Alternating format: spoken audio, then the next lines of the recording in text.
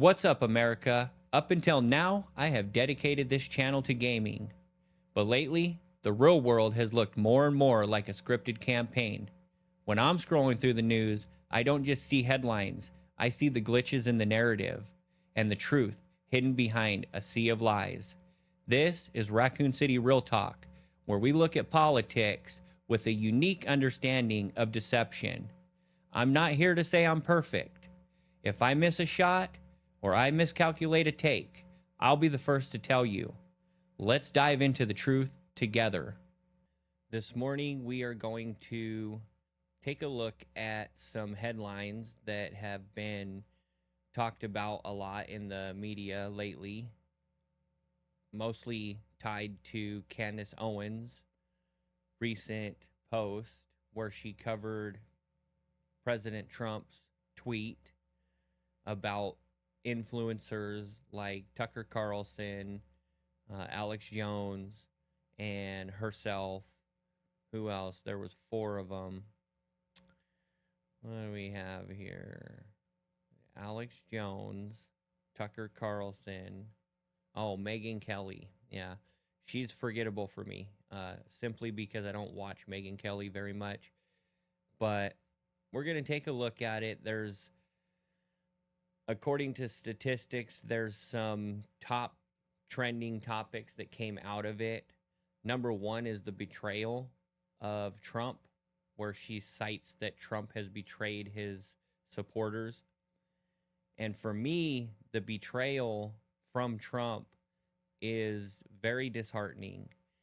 I personally supported Trump in the beginning, back in his 2020 race and his 2016. I didn't vote in 2016, but I was neutral at that time. I wasn't political in any way. And when 2020 came around, I would say I was mostly still neutral until the COVID pandemic happened. Something, obviously, with the COVID pandemic, all of us were affected. Everybody was thrust into this media frenzy, whether you had been political prior or not. You were forced into looking at things simply because these elite people that are controlling and pulling the strings for society forced that upon us. They forced this illness that now, at this point, everybody realizes is nothing. Obviously, it's nothing, even if it's real, which that's questionable in my opinion. If you dig into it, they can't show you it, so we're just taking the word of experts. The same experts that told us that we had to wear masks and that we had to take the vaccine, which, by the way, I did neither. And I received heavy criticism through the COVID pandemic because I decided I was not going to go along with the show. From day one, when Trump came on in a press briefing with Anthony Fauci and was proposing 15 days to slow the spread, it was inciting fear into the population. But before he even finished his speech, I already knew that it was BS and it was nothing to worry about. That's just where I was, coming from a neutral position. I don't know what it was inside me, but I just seen through it. I was able to cut right through it and never was affected in the way a lot of people were. I had a lot of friends and family that I care deeply for that were sucked into the illusion that COVID was going to kill all kinds of people and all this and that. And I had to deal with it at work, where they were trying to make us wear, well, they made everyone wear masks, but I just refused to do it. They made everybody, they were paying people hundreds of dollars, $300 to get the shot, to go get the shot, which that in and of itself is insane. Like if it's good for you, they're not going to need to pay you to do it. It's real easy, but Trump's betrayal to us, it hurts me at my core because like I said, when I came into this, I was neutral and I looked from a neutral position at Trump's message. Trump's message was get rid of the corruption in government, which I was oblivious to until COVID and Trump pointing out that the media was fake. And I mean, I think a lot of people forget that, and with all of the questionable actions out of Trump now, people are focused on the now and forget that he did open our eyes to the media. Whatever went, and that was one of my snags with Trump early on, was the fact that he was a part of the vaccine, that he was pushing the vaccine and boasting about the vaccine. So I was never able to fully explain that, but it always would stay right there in the back of my mind. Like, I don't know what's going on here. I don't know why he's pushing this. I guess I rationalized it that, hey, he's the president, so he's talking to literally everybody. And if he ostracizes anybody that has faith in vaccines or that is scared of this illness that they were putting on everybody, trying to scare everybody about, like he would be, ousting a large portion of the people that supported him. So that's how I rationalized that. That's how I excused that. But as time went on, I realized that excuses will always pop up no matter what. The final straw for me with Trump was the Epstein files. And I didn't even vote in 2024. I voted, the only time I ever voted was in 2020 when Trump lost to Biden. And at that time, with that experience in my life, it opened my eyes and opened my mind to the fact that elections are completely fake and completely rigged, and they're a dead end for our country.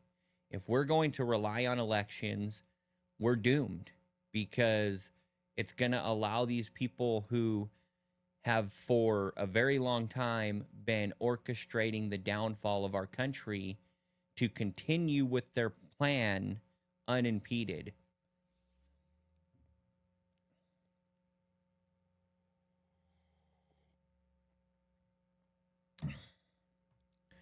So the betrayal just runs deep. The betrayal runs deep for me. And then with this conflict going on right now, I mean, if you needed Candace Owens to shed light that Trump betrayed you, I think that you just haven't been paying attention.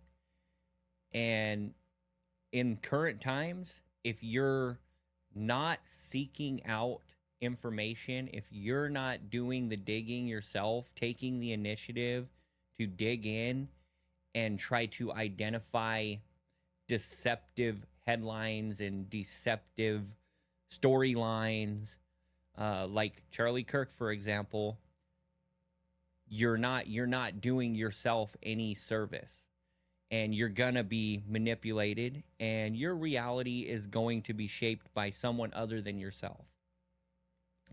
But the betrayal, it hurts. It really hurts. Right now he is taking us to war in the Middle East. And for the reason that we're going to this war, everybody knows it. I don't have to say it. If I do have to say it for you specifically, it's like I just said, you're not taking the initiative to dig in and to try to find the truth that's hidden behind the surface. If you're a surface looker nowadays, you're going to be a part of the masses. There is a real concept in this country of mass formation psychosis. And there's many reasons for it, but there's also many ways to get out of it. It doesn't take a lot of initiative. It doesn't take a lot of effort to figure out that you're being lied to. If you just ask yourself this one question, do you trust the government? I have to believe that 95 or higher % of people are going to be able to answer that question without hesitation. No, right? So this conflict in the Middle East, if I look at it objectively, the latest UN reports in Gaza are 72,000 plus deceased. 72,000 plus deceased. How many of those are children? How many of those are Hamas? Whatever, however you want to look at it. They probably didn't get too many Hamas. They probably have been largely able to hit what people understand as soft targets. Hamas, if they're military, they're in positions of defense, and they're in positions where they're not just going to be hit easy. So, which that means that most of these people that have left this world in conflicts over in the Middle East, in Gaza specifically, 72,000. Displaced, 1.9 million people have been displaced, meaning they've been uprooted from their homes. I mean, we're supporting it. We're funding it. There's no end in sight. Just when you think something's going to maybe shift and we're going to, rational heads are going to prevail and we're going to get out of this situation, it always does a U-turn. And it's pretty obvious if you look at each case, there's a pattern to why it does a U-turn. Like I said, initiative.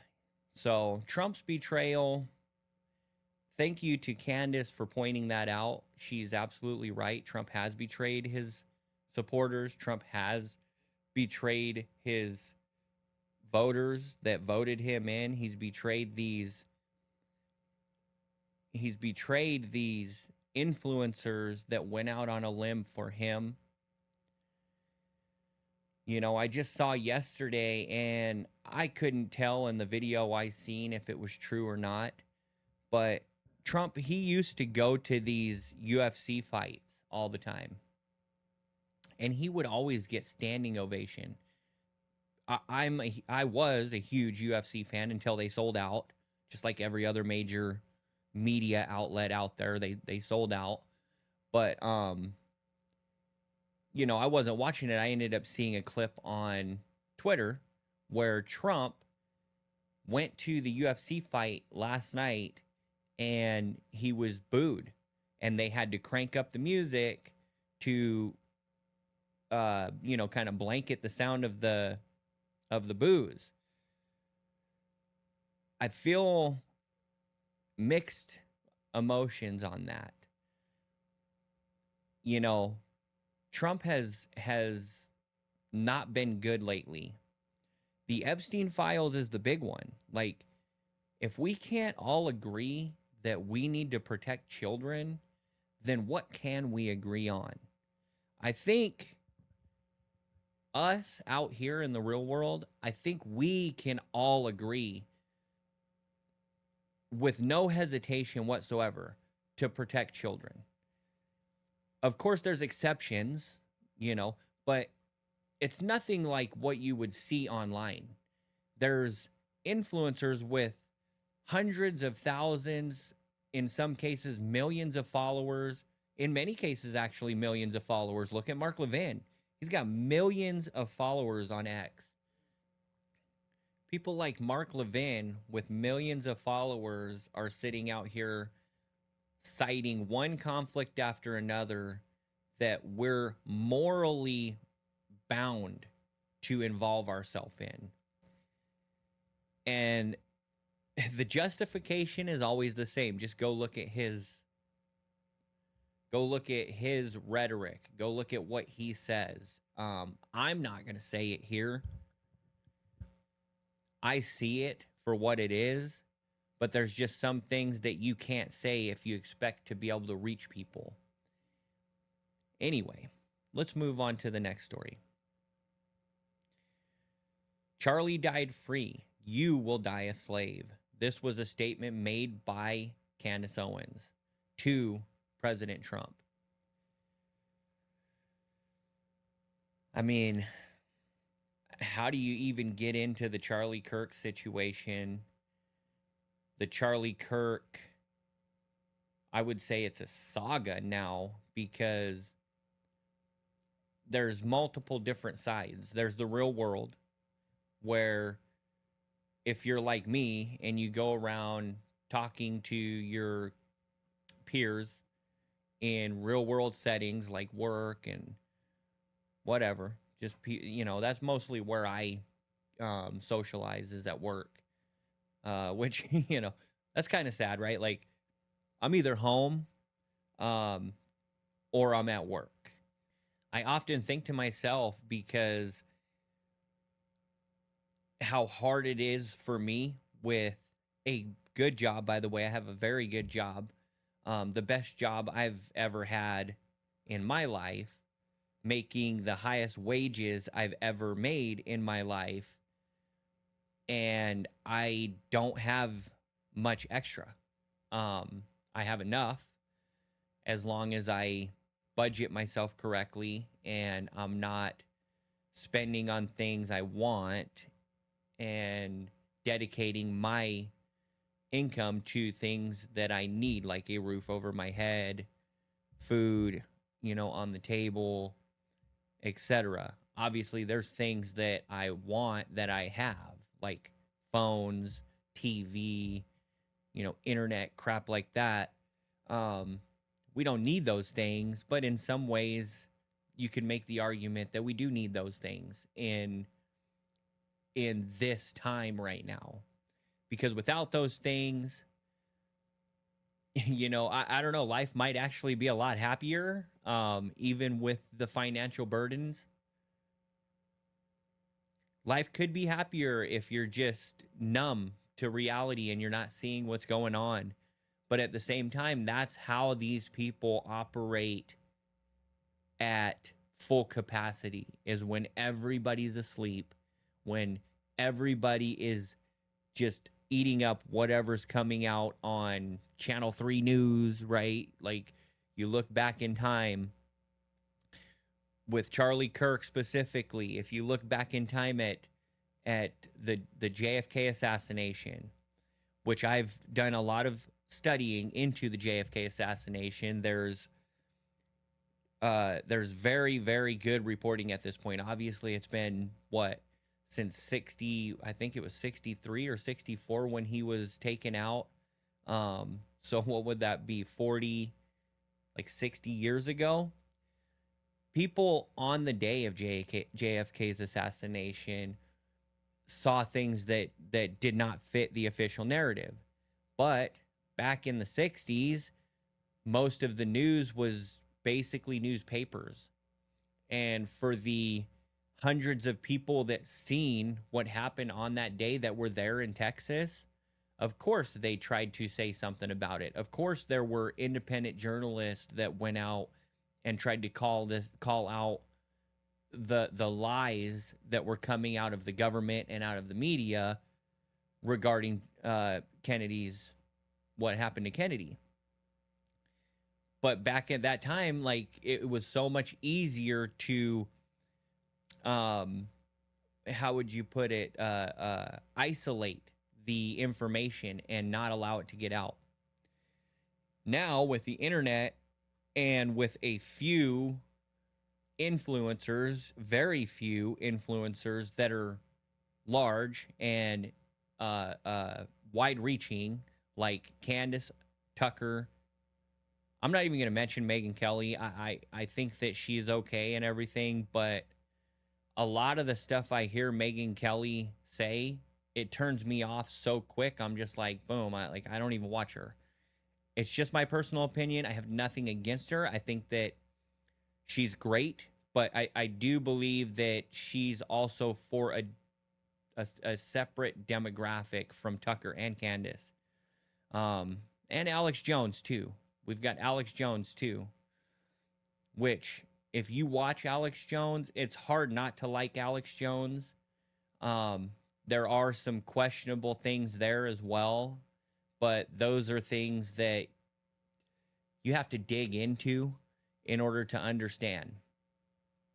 It's like this when people come to me and I'll explain to them like something like, well, Charlie Kirk was not taken out the way they say that he was.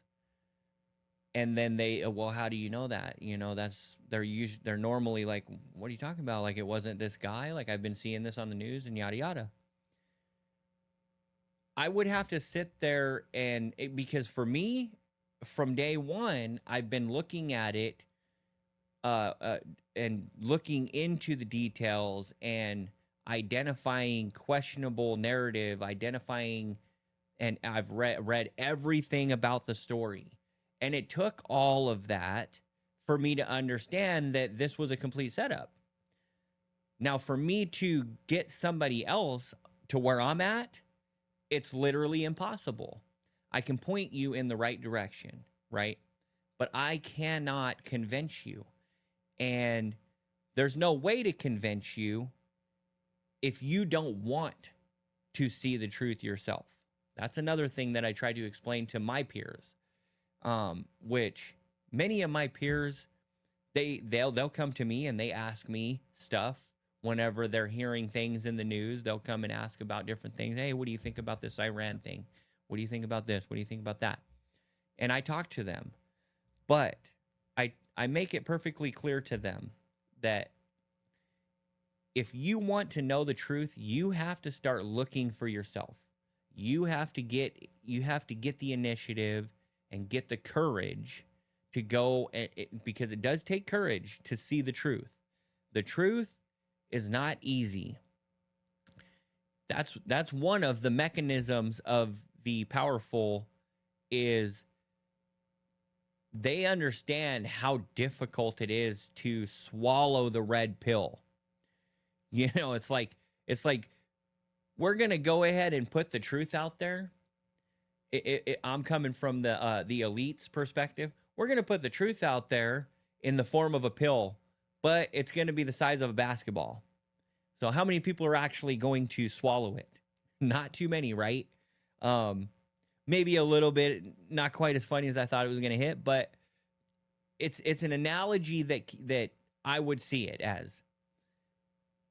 People would rather have they already have the conveniences of life, you know, fast food, TV, video games, which nothing against video games. I love video games. I do it in my free time too. But there's just all these conveniences that eat up time in our life. And if all we're doing is scrolling what's put in front of us and not looking beyond the veil, our reality is shaped by someone other than ourselves. That's all I'm trying to say. There is so much betrayal, going back to the first point, the betrayal from Trump. In the Charlie Kirk assassination, the betrayal has literally bled into it. Like it's mixed. For one thing, Trump has been pretty much silent other than coming out and supporting the official narrative, which is mind-boggling. A 30-06, you know, hits you right here, doesn't come out the other side. Sorry, I've been hunting for my entire life, okay? And anybody who has been hunting their entire life knows right then and there that that's a dead argument.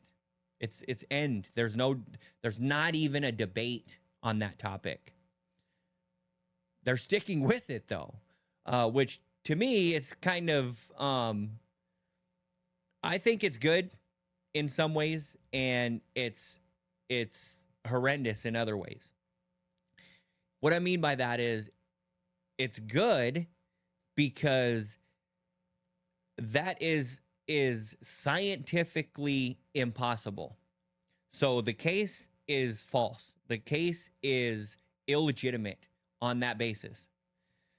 The bad is they're so arrogant, they know that they could force that narrative into the mass formation psychosis that is America at this point. And it's showing they are able to do it. But I feel for Charlie. I've looked into so much with Charlie Kirk's situation. I don't even know, there's no way to iron out everything and come up with a very clear picture. I mean, I've been all the way from Charlie Kirk knew this was going to happen to him and sacrificed himself to perhaps, and that breaks down into multiple different reasons as well, that are good and bad on the different spectrums, all the way to he was betrayed by those closest to him. The biggest issue I have is, why is the investigation not investigating those closest to him? I watch a lot of true crime, a lot of murder shows too. It's always the people most close to the victim. And in this case, the people close to the victim were never even looked at. There's a lot of anomalies, a lot of phenomenon in the Charlie Kirk. You have a guy jumping up, oh, that was me, If that's not a planted distraction, I don't know what is. You have the gun that doesn't match the wound. You have the crime scene literally paved over within the first couple days after he left us. How is that not a huge issue? How does an investigation not cite that? Crazy. You don't pave over a crime scene if there's nothing to hide. It's as simple as that. You have all of the details surrounding the organization of the event. The things that stand out to me are that Charlie Kirk did this habitually. He visited colleges. He visited these places all the time. So there's a pattern that you can go and look. You look all the way back to when he started going to colleges. And there's a certain structure of how those events take place, right? You schedule them, you schedule your security, you promote it, and then you hold the event. In this one, which is the same one that he happened to leave us, and I'm devastated by it because I wasn't watching Charlie Kirk when he left. I ended up watching a ton of his YouTubes and stuff, which, by the way, has also been removed. At least I've heard that. I can't confirm that. But I went and watched a bunch of his stuff after. I feel bad about that. I was familiar with Charlie Kirk because of my support for President Trump. Obviously, I have been to rallies in the past where I've seen Charlie Kirk in person. And I love Charlie Kirk. But I was not watching him. So when he left us, everybody in the world's eyes were put on Charlie Kirk. That's another thing. There's a reason for that. You have to ask yourself, how can something like this spread to the entire world immediately, pretty much immediately, within just like an hour, you know, it had spread. The impressions were probably in the billions. That doesn't happen organically. That does not happen organically. That is driven by someone with a lot of power to spread that the image, no matter what it is. You know, there's people that die and get shot, and there's horrendous things that happen every single day that don't even get seen by anybody, that are caught on camera, caught on video, maybe live stream, whatever. And these things just, nobody even sees them. But somehow this happens and everybody in the world sees it within hours. There's questions there. Like I said, the people closest to him should have been fully investigated right then and there. You know that that the investigation is not legitimate. And if you look at it from a little bit further zoomed out, it's very obviously a cover-up. So Charlie did die free. I believe that. At least I want to believe that. But for Trump to turn his back and to not even look at these things, which I don't believe that he did. He understands what everybody sees. He understands the questionable things surrounding Charlie Kirk, and he chooses not to talk about it. And in some ways, I have sympathy for Trump because of the position he's in. The message he gave was threatening very powerful entities, we'll say. And for all we know, they could have a gun to his head, to his family's head. We just don't know. I mean, there are some scenarios where I think most people would understand what Trump's doing. If they're threatening to kill his whole family, you know, I mean, would you still have hatred for him like you do right now if you realized that that was the case? I think not. Nonetheless, our country needs to be saved. So maybe he just wasn't the right person for it because of his family and stuff. You know, we need somebody who doesn't have a family, doesn't have anything but their self and their love for our country. And they're willing to give their self up to save our country. But anyway, that's going to be it for today. Otherwise, I'll just rant on forever about the same stuff. Thank you for dropping in today to Raccoon City Real Talk. I will see you tomorrow. But only a fool or someone under the express direction of one could have thought to hit send on what you published on Truth Social last night. But as bad as he is, as corrupt as he's gotten, the insider trading, all of it, I'm really glad he's differentiating and saying, you're not with me, because I'm not with you. I don't want to be at your cool, corrupt kid, Howard Lutnick, Jeffrey Epstein class table. Thank you so much for delineating that I'm not with you, a sinking, burning ship. He wasn't loyal to his original mission. He wasn't loyal to America. And he became a creature of Israel and Benjamin Netanyahu. And all of his never-Trumper enemies are now the courtiers with the madness of King Lear, telling him the lies and worshiping him the way he wants to hear it. And I am not one of those people. All right, I'm obviously supposed to be off this week, but obviously I needed to come back because I wanted to address Mr. President Donald Trump. Surrounded by advisors who hate you. What is it that makes a king or an emperor feel threatened initially? It is when a slave begins to command the crowd. I think to myself, when was the exact moment that Charlie Kirk understood that he was not free? Take a look at this tweet about Charlie. People were saying that Charlie would be on this list if they hadn't killed him. And I genuinely pity you.